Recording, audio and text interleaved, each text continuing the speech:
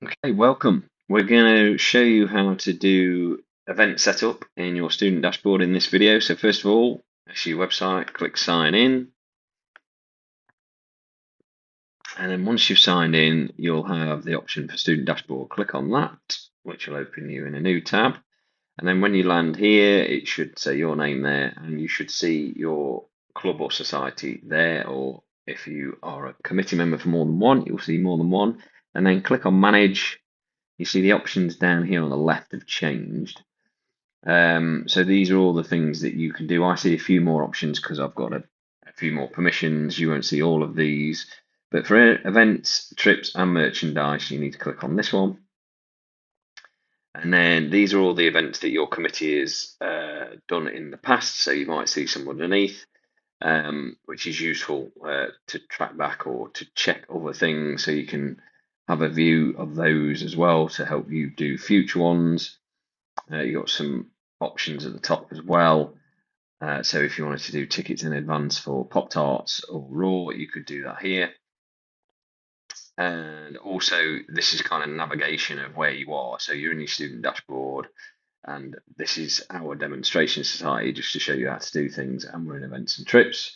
So to do a new application, guess what? Click on that button. Okay, so it's basically a digital form. And there's all these parts to it. The good news is generally most event applications use three of them. Well, four, let's say four. So it'll be much quicker than it looks initially. There's help text for every step. You'll see that change as we go through. So first things first, generally you'll always tick that because you want to sell or you want people to book tickets. You can do free tickets. As I say, you can use this for merchandise as well. Although it says tickets, that could be a ticket, could be a hoodie, or it could be some joggers, or even socks, or any kind of kit that you want to sell. That's not a problem. Generally, you won't tick external speaker. If you do, the option is there, and there's some extra guidance on that. If you do that, off campus, generally that is you won't check that either.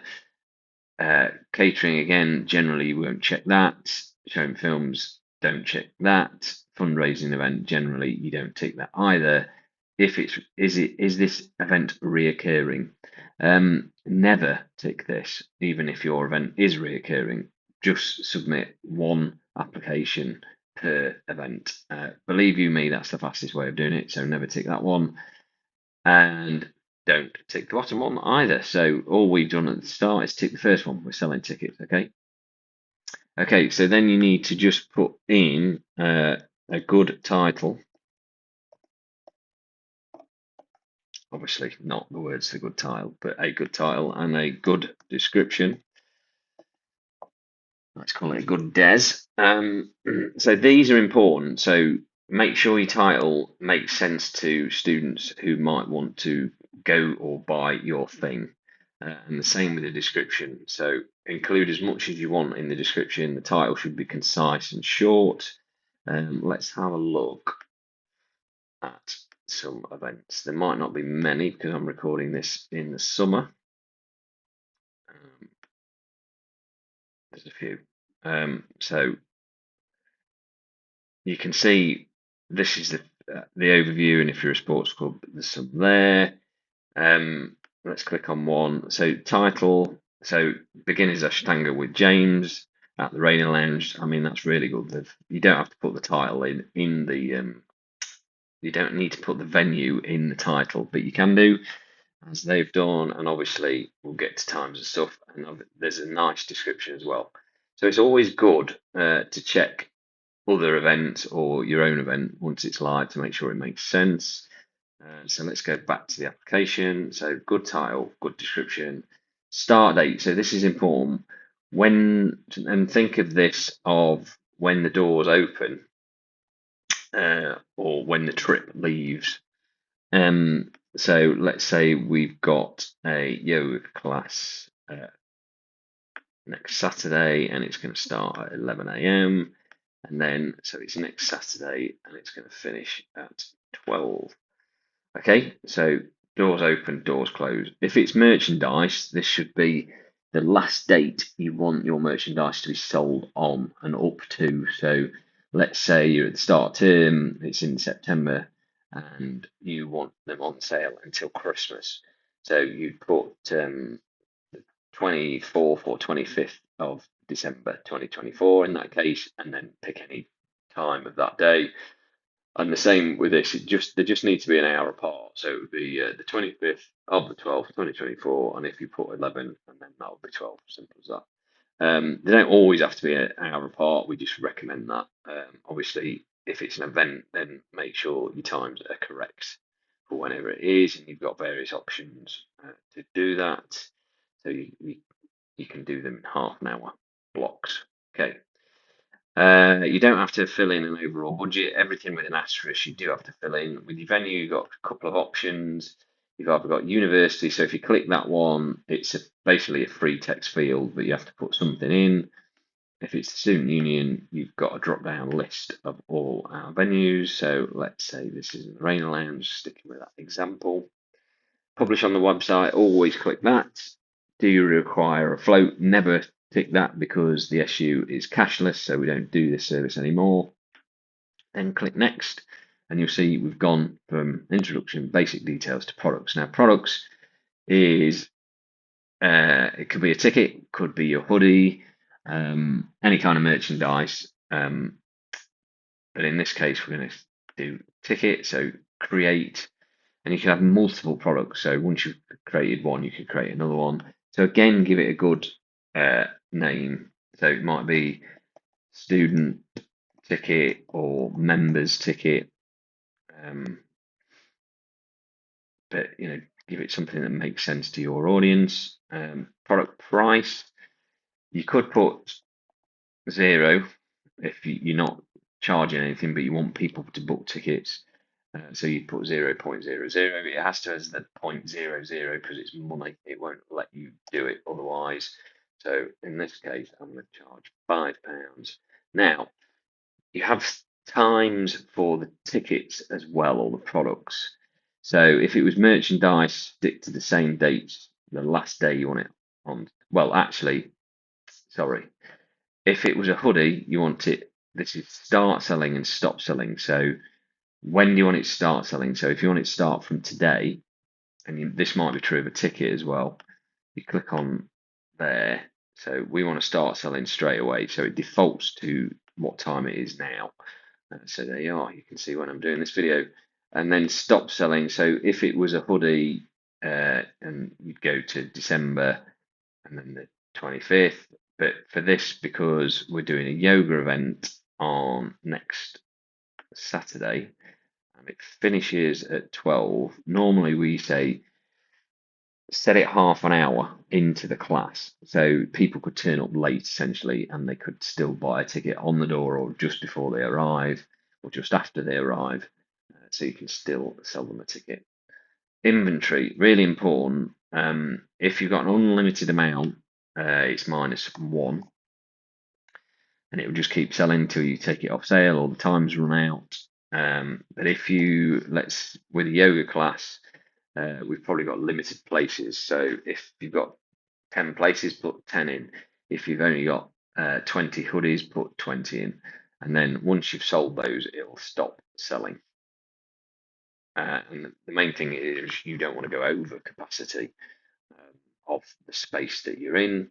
Max per person, this can be whatever you like. We always say a maximum of 10. These two figures, the max per person and max per transaction, should match. You might only want to only let a student buy one, so that would be 1 and 1. But I'm going to put 10 and 10, so a student could buy tickets for their friend if they wanted to. But as we've only got 10 tickets in total, maybe you want to do 2 and 2, so any student could buy a maximum of 2 tickets. Ticket information, if you put some information here, it will show up.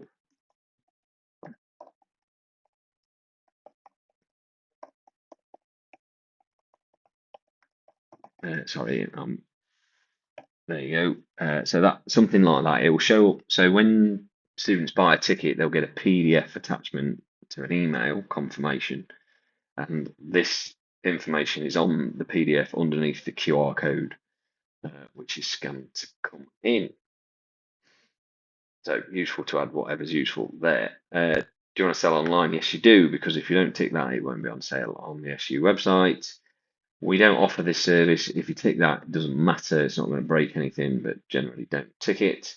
Now, this bit is probably the most important bit. So generally, clubs and societies always want to sell to students. So always tick that one. Generally, never ever tick public. The reason you shouldn't tick that one, because if you do, uh, when the sale happens, there's no details of the purchaser captured at all, so nothing at all. So, should you need to cancel it or give any more information about the event, there are no contact details for the people that bought it, and indeed anybody can buy it. So, members of the public can buy a public ticket. What we would advise you to do is, if you want to sell to the public or non-students, check associate members. Now, the reason we advise this is because it does mean they have to be an associate member, so they have to join the SU, and we would have their name, address, and ID. So, should the worst happen and there was an issue at your event, we would have details of that person on our systems. So it means that students and societies and clubs are safe selling this way. So generally, you're selling to students, and you might want to sell to associate members. And members of the public can become an associate member, but also students who have graduated, they can become associate members as well. So that's the best way. There is a third option, which is guest members.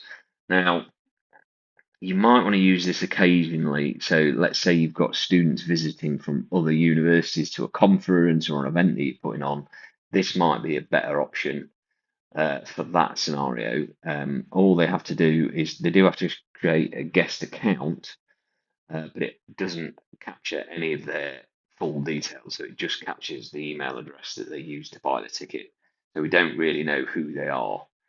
The associate member is much, much better, much more secure, but it does take a few days to be approved to be an associate member, and you have to upload a photo ID, for example, to apply. But that's the safest way for all clubs and societies. This only on specific scenarios, like if you're doing a conference or an event with other universities joining that event. Be aware that if you do use guest members, members of the public can also use that to buy. So there is more risk associated with it. So this is why we say generally students, and if you only want to sell to students, just tick that one. Don't bother with associate members at all. But if you do want to open it up to associate members, maybe Hallam students, for example, then you tick that one. You can also restrict sales to just your members of your club or society. So in this scenario, you would click, I want to sell to students, but I want to restrict it to the members of your group. So you'd click that, and then you wouldn't have that on at all. You just do those two. But for this particular demo, we do this. Extra capture fields, or which is called options, but you can see there are extra capture fields here. If you click on it, there's various options that we've set up. So if you were doing a ball, for example, you got vegetarian, vegan, wheat free. If you're doing merchandise, small, medium, large, etc. And there's a few other things there. We can set up new ones if you need one, but you'd have to contact us to do that. Okay. So the last bit, which is really mega important, is your coding. The good news is your codes you'll only get these two options. This one, the ticks one, is for tickets in advance, which you may or may not do, but most people will go to that. So that's your 3-letter code and the XB 3300. Your nominal then defaults to that one. I don't think there's any other. Yeah, there's no other option on that one. And VAT is generally 6. So for size and clubs, it's 6. If you're a Liberation Committee or Committee of the SU, then you'd use that one. But most of you will be using 6. Submit. So there you see you've got one product set up. If you wanted to create another one, the good news is all the financial stuff is already there. So for example, let's do members ticket. So just to price, you could do this cheaper, for example, start selling now. So this is just a recap of where we're at. And because this event is next Saturday, we said 11:30 because it starts at 11. Okay, inventory of this. So what you could do here, I said last time there was a maximum of 10. We've set it to 10, but if you did set up 2 ticket types, you could have 5 of that one and 5 of this one, or you could have 10 of that one, 10 of this one. We can also do another thing called ticket pooling, but we'd have to do that for you. So let's say you've actually got 20 and you put 10 for the other one and 10 for this. And then you got in touch with us and said, actually, can you make it eat from the pool, the tickets eat from the pool? And that would mean that whichever sells the fastest could sell the event out. So you could actually sell 20 members tickets and no students, or you could, 3 student tickets and 17 members. It would just sell on demand, but that's ticket pooling, and you have to ask us to turn that on for you per event. Max per transaction, keep that same as last time, so 2 and 2. Max over 10 if you want to. Ticket information, same. Obviously, don't write same, write what you did on the other one. And because this is a members ticket, obviously you do want to sell online, so it's on sale on the SU website. We definitely want to sell students, and we want to restrict it to the members of this group. Okay. Options, we don't have any. They're there, so there we go. Boom. You've got 2 tickets. So you can see we're progressing through. You can go back as well if you want to check anything. Then click next, and the good news is we skip from there right the way down to there. Additional information. Basically, you'll very rarely fill these in. If you do, there's just a drop down box to tell us a bit more about it. And the same with that one. Okay, but generally we don't do this service, so be cautious using that. You could ask for lots of things and we probably won't give it you. So I would generally say don't use it. So then click next. Risk assessment. Okay, another important thing, if your event does require a risk assessment, you must upload one. If you don't know, and you click on here, you will get to see events, trips and balls, risk assessment guides, and there's all the different guides there. So that link is there, and you need to have said you've read that by checking this box if you're not going to upload a risk assessment at all. Okay, so if you haven't got one, you just or you do one for the year, and it's fine. Just check that box, move on. And then we're at the end. So you can go back, as I say, check everything, and please do. And then when you press finish, you get a nice green tick like that, and it comes through to the SU team. Now, there's some student staff in our team that generally look after event applications and membership applications. We like to turn things around, your applications around in 48 hours, sometimes sooner. But for example, if you apply on a Friday, it's likely that we will approve it on the Monday. We do sometimes work weekends, but please don't rely on that. Ideally, put your event applications in as soon as possible and give us as much notice as possible, and then we can get it live on the website for you. And then when it is live on the website, I highly recommend that you go to the listings and check that everything's correct. If it's not, then we can come and you can get in touch with us and we will put it right for you. So where would you do that? You go to clubs and societies, zoom down here, and you go to club support or society support, which one you are. Click on there, and here is our contact details or our guides and whatever. So this is the best way to get in touch with us. So go to student dashboard, and then on here you could submit a request, a support request, and this fills in a form. This filling in a form is much quicker than an email because it actually goes through to 3 or 4 people. So one of those 3 or 4 people will pick up your support request and respond to it as quickly as possible. So we respond to requests as a team. So that's the way to do it. And of course, on here are all the guides for every single part of your student dashboard. Any questions? Drop us a support request. Thanks for watching.